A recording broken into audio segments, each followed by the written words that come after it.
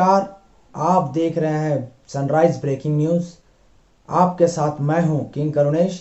आइए जानते हैं झारखंड की कुछ प्रमुख खबरों के बारे में। रांची विश्वविद्यालय 5 विषयों में असिस्टेंट प्रोफेसर की नियुक्ति करने जा रही है, जिसके लिए विज्ञापन जारी की गई है। यह नियुक्ति पूरी तरह से कॉन्ट्रैक्ट आधारित होगी। ओपन इंटरव्यू के माध्यम से योग्य उम्मीदवारों का चयन किया जाना है।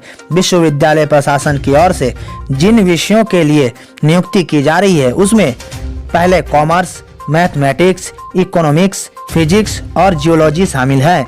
इस प्रक्रिया के तहत चयनित उम्मीदवार स्थायीकरण का दावा नहीं कर पाएंगे। 5 विषयों के लिए उम्मीदवारों की तलाश 3 दिन में ही कर ली जाएगी। विश्वविद्यालय प्रशासन की ओर से जारी चयन प्रक्रिया शेड्यूल 3 दिन का होगा, जिसमें 15 दिसंबर, 16 दिसंबर और 17 दिसंबर को इंटरव्यू होना है।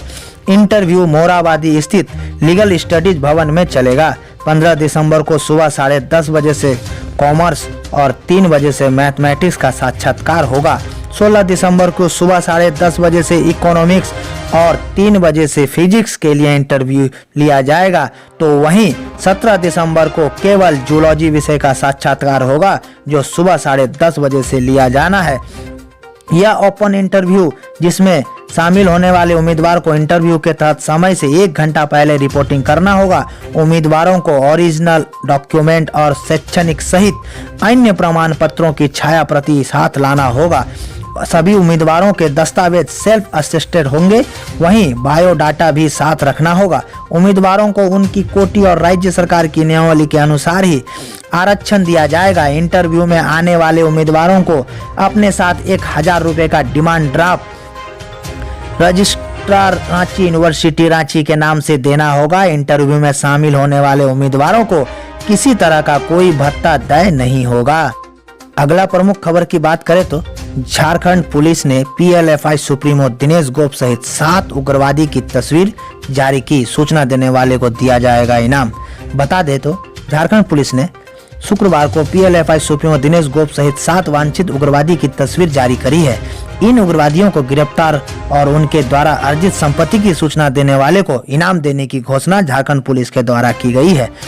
उन तस्वीर जारी की गई 7 उग्रवादियों में सबसे पहले 25 लाख का इनामी दिनेश गोप, दूसरे नंबर 15 लाख का इनामी जिदन गुड़िया, तीसरे नंबर पर 10 लाख का इनामी तिलकेश्वर गोप, चौथे नंबर पर 2 लाख का इनामी अवधेश जायसवाल उर्फ चूहा, 5वें नंबर पर 2 लाख का इनामी अजय पूर्ति, 6ठे नंबर पर 2 लाख का इनामी शनिचर पूर्ति और 7वें नंबर पर 2 लाख का इनामी मनगरा लोगुन शामिल हैं। इन 7 उग्रवादियों और उनकी संपत्ति के बारे में किसी तरह की सूचना की जानकारी होने पर स्थानीय पुलिस अथवा रांची रेंज के DIG के number 9431706118, Ranchi SSP 9431706136, Khunti SP 9431706116, Gumla SP 9431706376, Simdega SP 9431116444 और SP चाईबासा 9431706451 को सूचित करने का अपील झारखंड पुलिस के द्वारा आम लोगों से किया गया है। सूचना देने वाले को इनाम दिया जाएगा और उनकी पहचान गोपनीय रखी जाएगी। अगला प्रमुख खबर की बात करें तो कोरोना वायरस के हालात और इसके संभावित टीके पर शुक्रवार को हुई सर्वदलीय बैठक में केंद्रीय स्वास्थ्य मंत्री ने एक प्रस्तुति में कहा कि कोविड-19 का टीका विकसित होने के बाद सबसे पहले डॉक्टरों और नर्सों समेत करीब 1 करोड़ स्वास्थ्य कर्मियों को दिया जाएगा। उन्होंने कहा कि इसके बाद पुलिस, सशस्त्र बल कर्मियों और निगम कर्मियों समेत अग्रिम मोर्चे पर रहकर काम करने वाले करीब 2 करोड़ लोगों को टीका लगाया जाएगा। अगला प्रमुख खबर की बात करें तो रिजर्व बैंक के गवर्नर शक्तिकांत दास ने शुक्रवार को कहा कि डिजिटल बैंक में लोगों का भरोसा बना रहे, इसलिए HDFC बैंक के ऊपर कार्रवाई की गई है। उन्होंने इस बात पर भी जोर दिया कि प्रौद्योगिकी के मोर्चे पर बैंकों को अधिक निवेश करने की जरूरत है।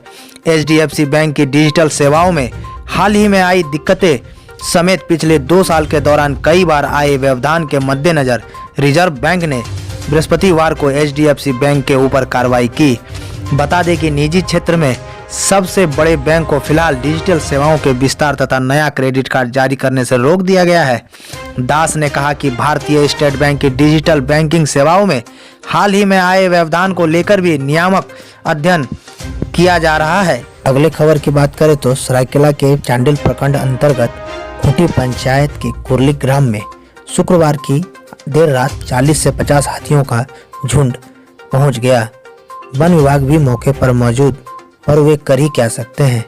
जहां सरकार अपने नुमाइंदे की सुविधा बढ़ाने में व्यस्त है, वहीं वन विभाग संसाधन और मैन पावर की कमी से जूझ रहा है। हाथी भगाओ दस्ता द्वारा किसी तरह हाथियों को मसाल और पटाखा के द्वारा थोड़ी दूर तो भगा दिया जाता है, पर उनके द्वारा पुनः वह वापस गांव की ओर अपना रुख कर लेते हैं। इस तरह से इस समस्या का कोई समाधान नहीं दिखाई दे रहा।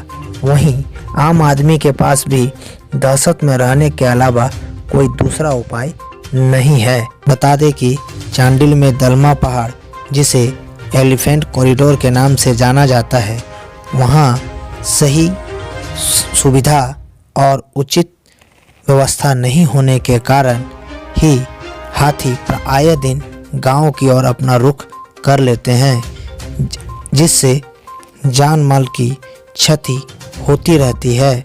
सरकार की अनदेखी और वन विभाग की उदासीनता के कारण इसका खामियाजा भोले भाले गांव वाले हमेशा चुकाते रहते हैं।